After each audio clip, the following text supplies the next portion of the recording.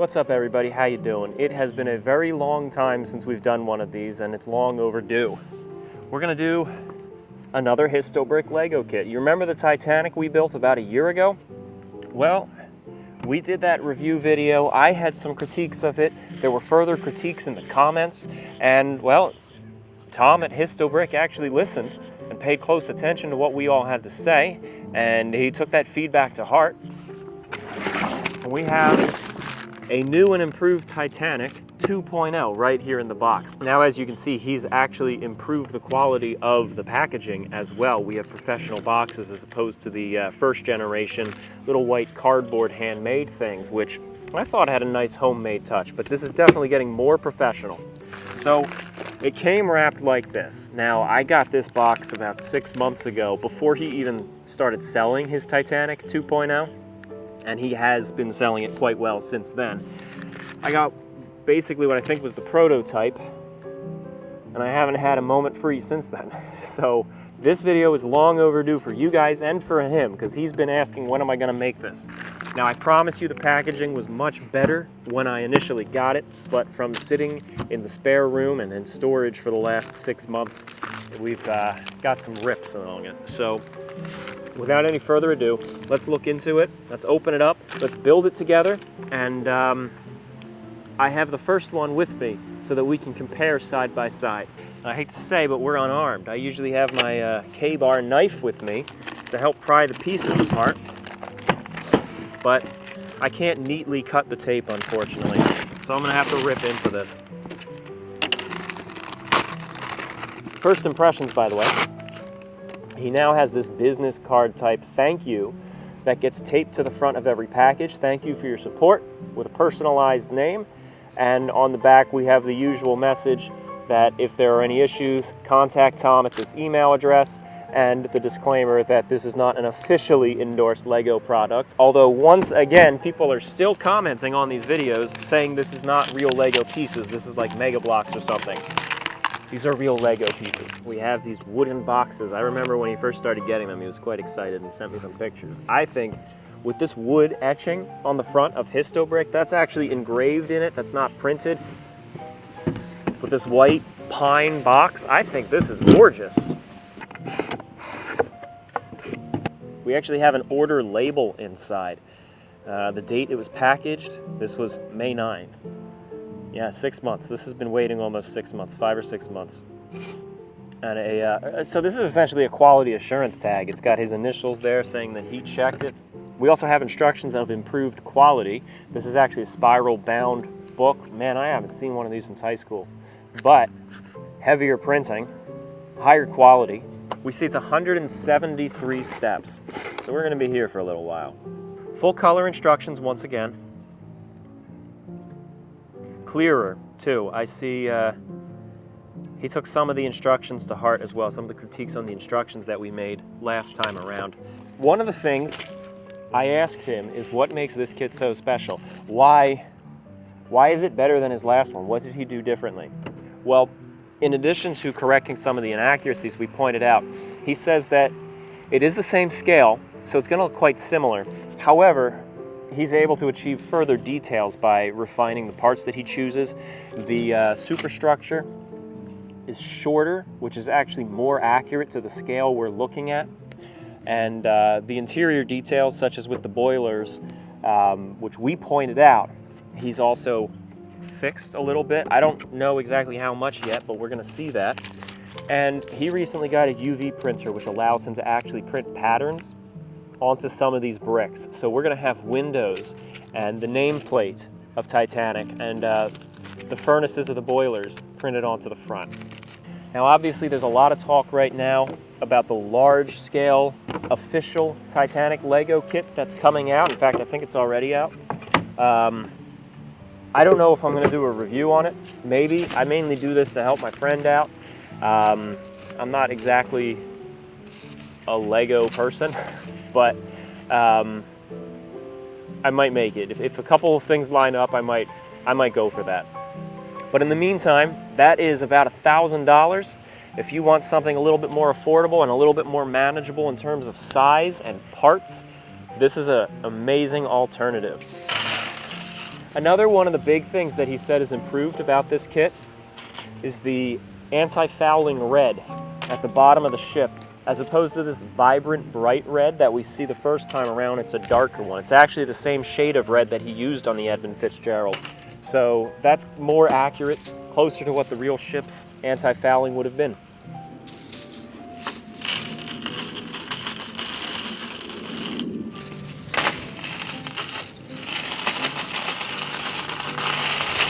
One thing that I can see already is we have a lot more small pieces. We got some fun colored pieces now. Lime green. All right, now we begin. All right, as always, we start way down on the bottom of the ship. Starting with the red. I see very few red pieces. Am I missing stuff? I doubt it. I doubt it. I think he's just gotten more efficient with the way he builds these. I was concerned about the amount of reds that I had going into this. It looks like parts were missing because I really only have a small bag of reds. Whereas I know that the whole bottom is red on the previous model, including the inside. But I see that the insides of the lower part, he's using black parts. So that alleviates my anxiety that I just have a ton of missing parts. Tom knows what he's doing. He always knows what he's doing. I'm not speaking third person. I'm speaking about Tom at Histobrick. I need to just let go and trust the lad. I'm curious how many parts we have. 806 Lego pieces in this. I think this actually has fewer parts than the previous Titanic build, which is nice, because I snuck out of work to do this. The rudder mount. It's not the same assembly as we had the first go around. I'm not sure what's going to happen. The first time around, we had the central prop. I'm wondering if we're completely skipping the central prop on this one.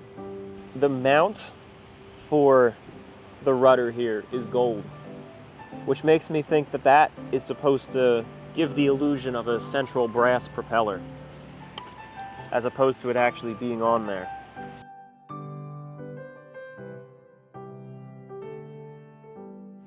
We have two propeller shaft mounts, and then this space right here. So we take a rod and we stick it into this hinge end, and we put a propeller piece right on the end. That hinges into here, turns, and gets snapped into that. Huh. Okay. So another improvement from the last time we built this. I pointed out that the propeller shafts, the wings that hold the propellers on, the propeller wings, he had them as black pieces. He's changed that to red on our suggestion. So we're making a difference. Got some good feedback going. And now with this, we're able to actually make it almost look like it's coming out of the ship's hull.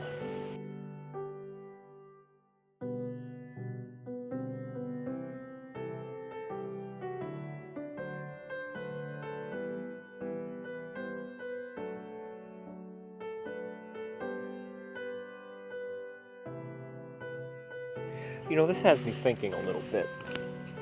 We're sitting here, we're building a toy of the Titanic.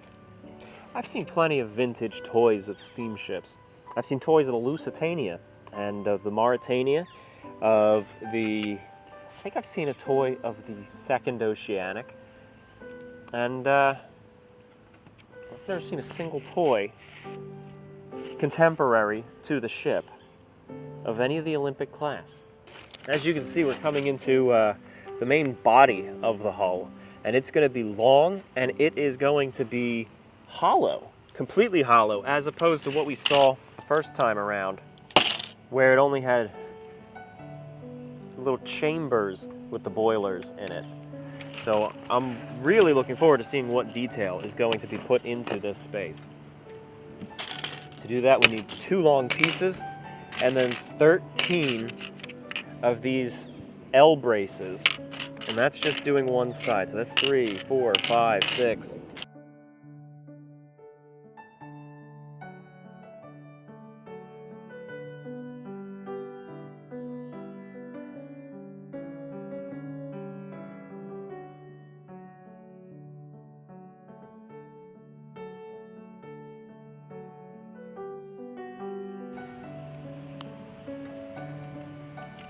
I wonder if this was intentional. Like if he did this for me specifically in these videos. But I know every time I'm building one of these kits, I complain about the tediousness of having to build the ship's keel all the way along, and that backbone, that long set of blocks and plates that just repeat and repeat endlessly. Well, he has completely replaced that. And in doing so, it looks like he's going to achieve quite a bit of additional detail on the interior. Oh, this is going to look so nice. Look at that. Doing the curved side plating in the anti-fouling area. All right, so now we're going to be sticking in a few bulkheads. I don't believe he's going to be able to actually have the right number of bulkheads in boiler rooms and the right number of boilers. You just can't achieve that at this scale in Lego, and that's completely understandable, in my opinion.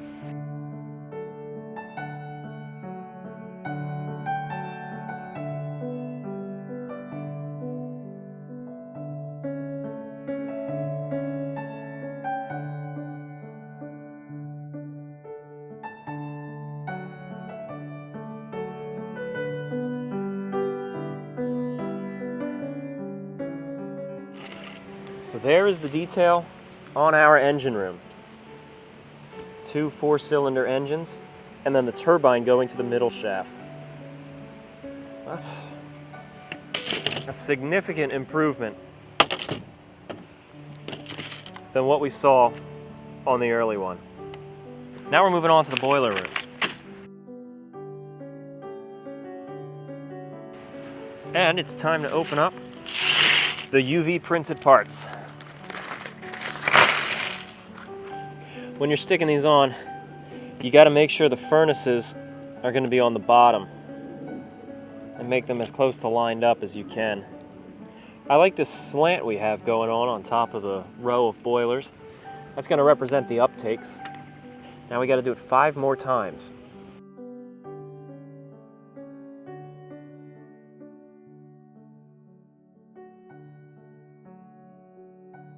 It's not a Lego Titanic build without touching on this subject briefly.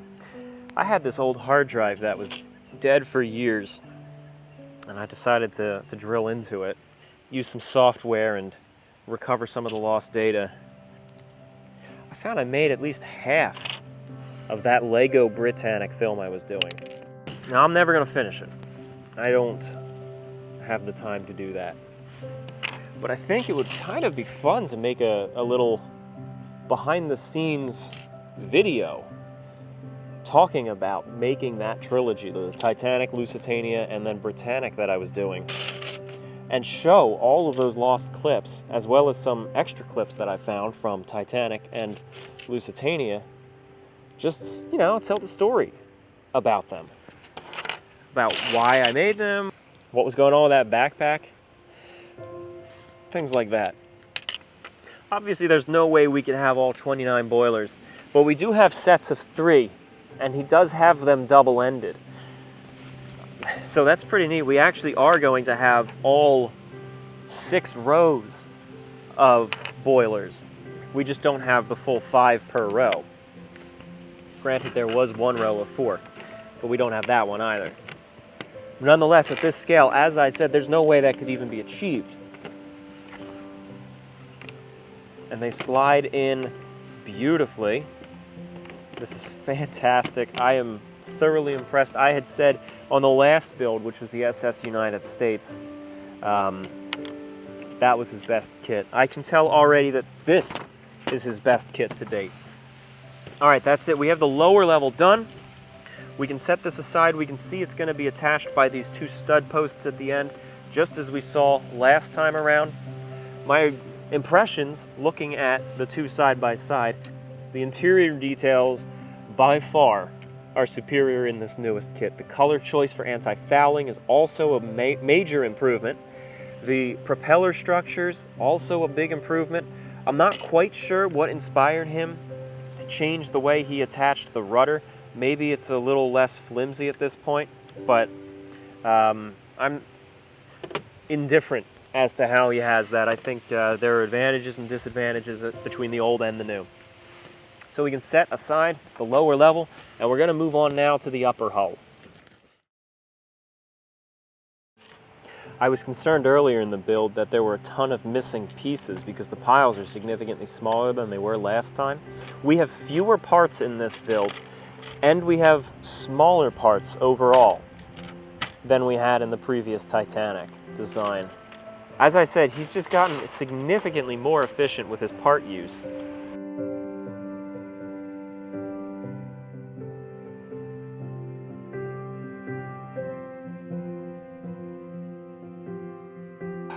Building with Legos really is just one long hidden pictures puzzle.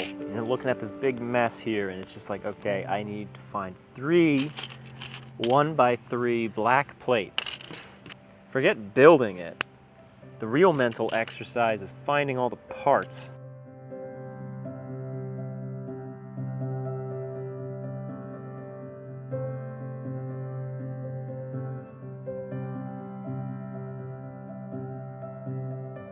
We're putting on the next UV printed piece. It's this curved black plate that says Titanic. It's the ship's nameplate, and also on this step, supposed to put on the anchor. Oh, I found one. Great, now that's all. Well, ladies and gentlemen, it is at this point in the video that the microphone that I have been relying on for 5 years has died. So unfortunately, the whole rest of this video is using the audio captured by my second camera's internal microphone, so you're going to notice a quality drop. I apologize. That's it. That's the forward section of the upper hull finished. For now, at least. I think we're going to start working on the superstructure. We will have to revisit this to build the forecastle, I bet.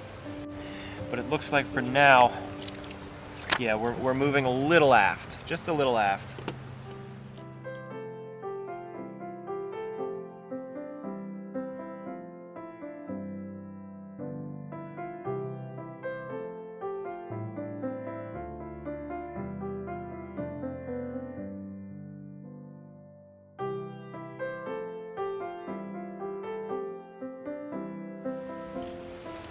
Oh, that's neat. So he's actually taken the white blocks, the white plates, and printed deck onto it. Now, obviously, there's no planking or anything. That's just too fine to be printed, but we do have the deck color, and that enables him to design the kits so that we have white sides and brown tops. Because up until now, he had to pick one or the other.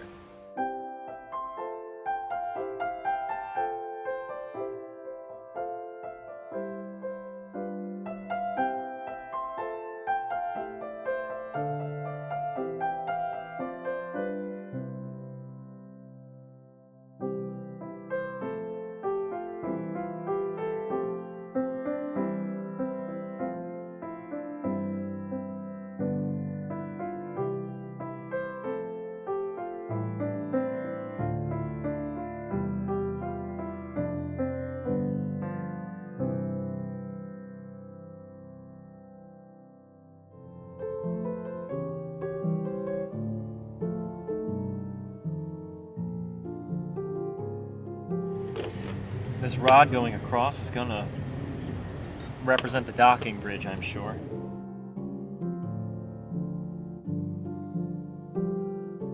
As the stern begins to take shape, we're going to be sticking on the fantail piece, black part that actually has the name Titanic and Liverpool written under it.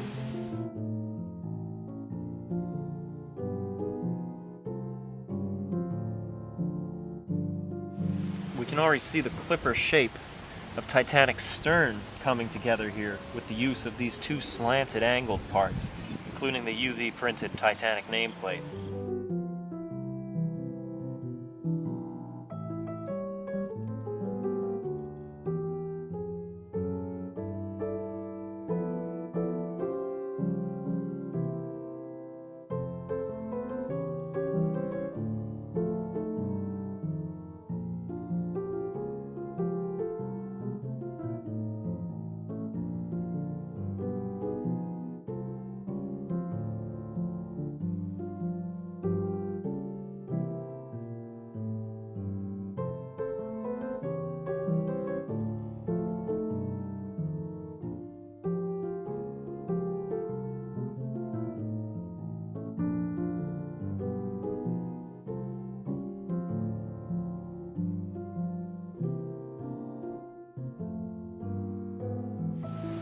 I can just see already a significant increase in the amount of detail going into this. I mean, and you always know that's going to happen when the kit spills out and there's hardly a single large piece.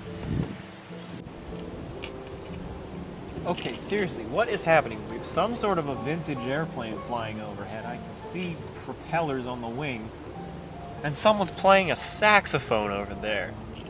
It sounds like the Shrexophone meme song. It's not. I wish it was. It's so cool if it was.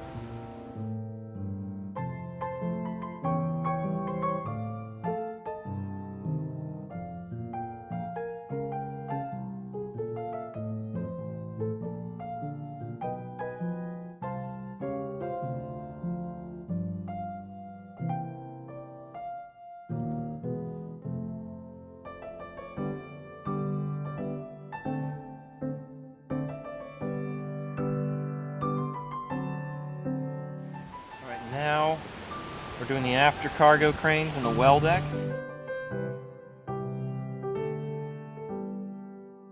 Can we just admire the shape of that stern so far? It is unbelievable that this amount of detail can be achieved in Lego at this scale.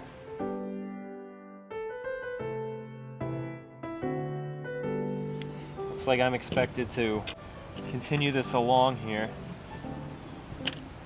and stack the pieces. I'm not going to do that. I'm just going to place them when I have the parts to make it more rigid. Tom will understand. We're not all the master Lego builders that he is. Now we're finally getting to these big lime green 2x3 blocks. These are going to be used as braces for the middle of the hull, as I can finally see in the instructions. I'm going to put these two L braces on either end, and then a plate right on top. And then we do that 4 times.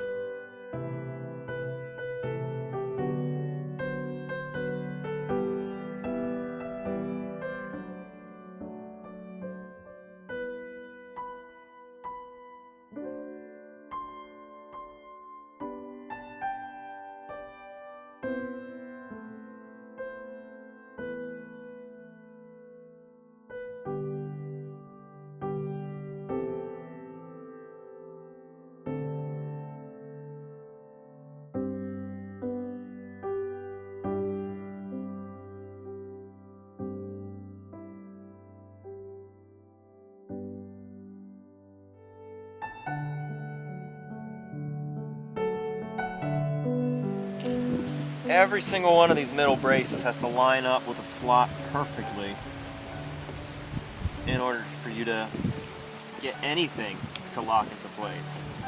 And it does not want to do that. Alright, so it takes a little bit of finessing. Alright, here we go. Now we get to put on the UV printed superstructure. So it's, if you want this to be authentic, you gotta pay attention to how this stuff gets arranged on here. Now, his instructions appear to be correct, too. So if you pay close attention to the arrangement on the instructions, you'll get it right. Now my neighbor's dog Jeepers is out barking.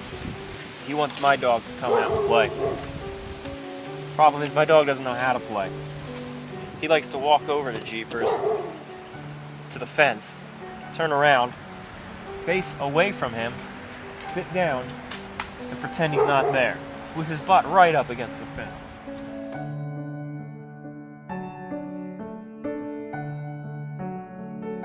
Sticking these on now, sticking those sides on again, this time paying close attention again to where those double doors for the B-deck entrance are. I would say those, if you get any of those plates right, I would say those are the most important. Now we're slapping on the A-deck promenade using these partially printed deck plates.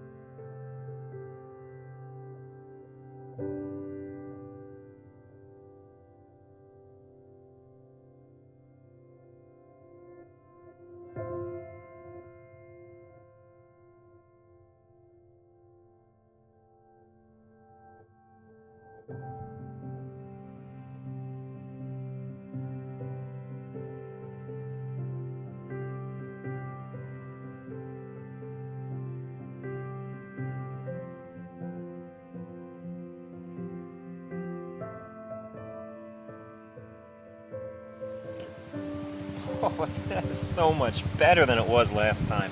Wow. Now,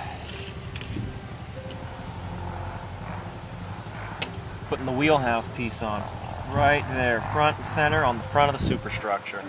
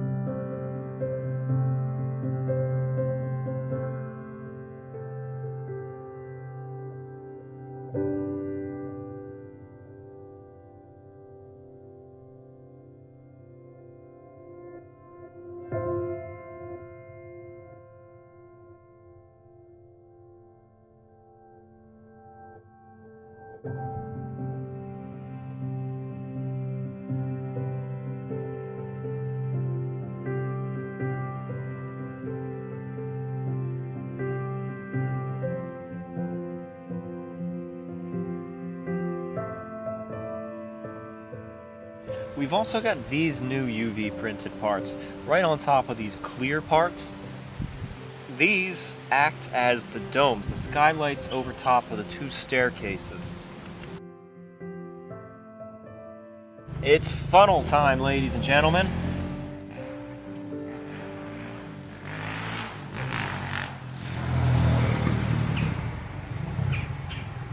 I missed the saxophone.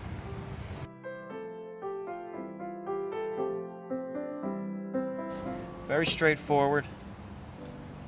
Stick these two vertical posts on an inverted clip part. Slide the yellow in. Once again, they just latch right on. Slant back a little bit. Alright, now it's time to put the lifeboats on. I may forego the lifeboat step, as you know I hate sticking them on because they just sit there. You know what? I gotta build it. I gotta show you.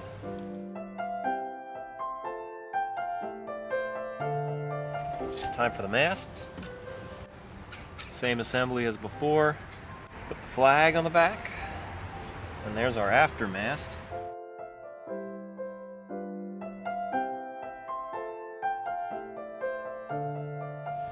Alright, and then last but not least, the forecastle breakwater.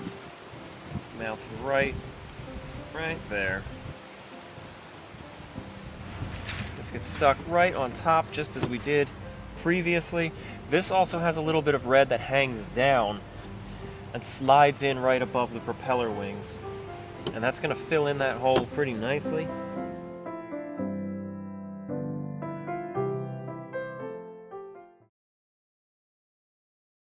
Well, now we've finished the ship. Quite an improvement over the last one, that's for sure. I think the new UV printed parts really added to the ship, really made it come to life. He got the proportions of the ship so much better than the last time around. I'd say this is a really well done model. Now I'm looking at a couple of things here. I have absolutely no idea. This barrel thing coming out, I have absolutely no idea what that represents. Now I know on the Olympic they added a stairwell there going down, but that wasn't until the 20s. It certainly achieved a far greater detail than previously, but I'm not a huge fan of this assembly in the forecastle specifically. Everything else, from the propeller designs to the shape of the superstructure, significant improvement. The curvature of the stern is so much better than it was on this, and this I think was one of their first kits they ever designed. This is so much better.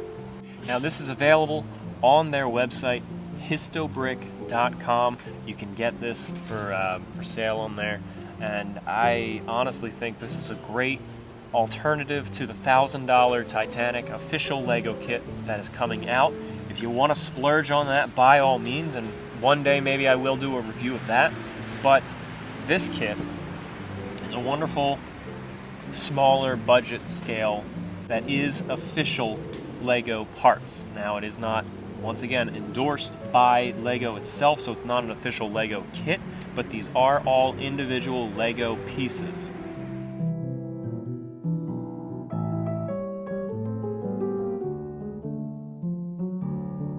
Thanks for watching, and be sure to subscribe if you haven't already. We actually just recently surpassed 20,000 subscribers, and I'm very grateful to everybody who's been supportive of these videos and of this channel. So thank you very much. Subscribe if you haven't already. And as you can see behind me, it is autumn here in the northeastern United States. I've actually read that the Hudson River in New York, which is not terribly far from here, is one of the most beautiful places in the world in fall. Now stay tuned, because some of the next videos are actually going to be taking a few maritime adventures up the Hudson and uncovering some other forgotten stories. So be sure to stay tuned and subscribe so that you don't miss that. Thank you very much.